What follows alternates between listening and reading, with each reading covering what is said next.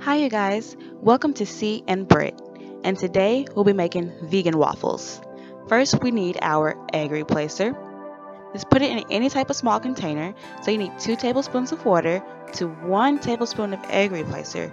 Once you get that in the container, mix it in really good because it can get kind of clunky, so make sure you get all the clunks out and just keep mixing it. But once you're done mixing it, you want to put it to the side, and we're going to put it to the side so it will thicken up. After we put that to the side, you want to add 1 cup of flour. You can also use 1 cup of Bisquick. If you're going to use Bisquick, make sure it's the one in the box.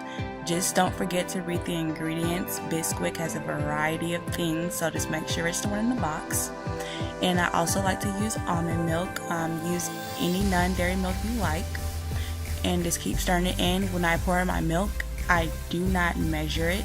I just keep pouring it until I get the consistency that I like.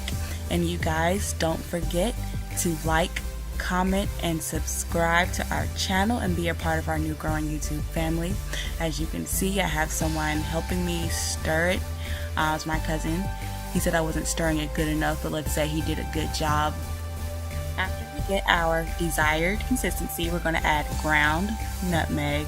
I do not measure any of this. Next, we're going to add cinnamon. Just put it in there as much as you want. I love some cinnamon. And then next, we're going to add allspice. I also love allspice. It looks like a lot, but it's not. Trust me. And then you want to mix it all in together and make sure you mix it in well. Even scrape the sides if you have to. And next we have 2 tablespoons of melted vegan butter. I do use Earth Balance, the soy-free one, in the red container. And then just continue to mix it all in together. And now we are going to add in our egg replacer. This is what we mixed in at the first part of the video, and scrape it all out, and then you just want to mix it all in together. Once again, make sure you mix it in well. Now we're going to add our maple syrup. You can get this from Publix. It's 100% maple syrup and I love it so much. And once you put some of that in there, just mix it all in together. And after I mix it all in, I'm going to pour it into my measuring cup. When I pour it into my measuring cup, it makes it a whole lot easier for me to pour into my waffle maker. And yes, that little red thing you see over there is my waffle maker. I bought it because it was just so cute and it's very easy to take when traveling.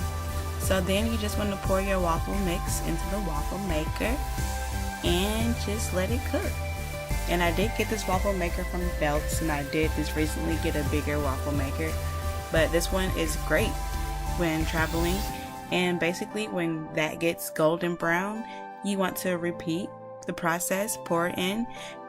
And here's my cousin giving you guys a taste test, and we got a thumbs up. These waffles taste just like normal waffles, just a little bit better just because I made them. And now we're plated and ready to eat. Thanks for watching, you guys. Don't forget to like, comment, and subscribe.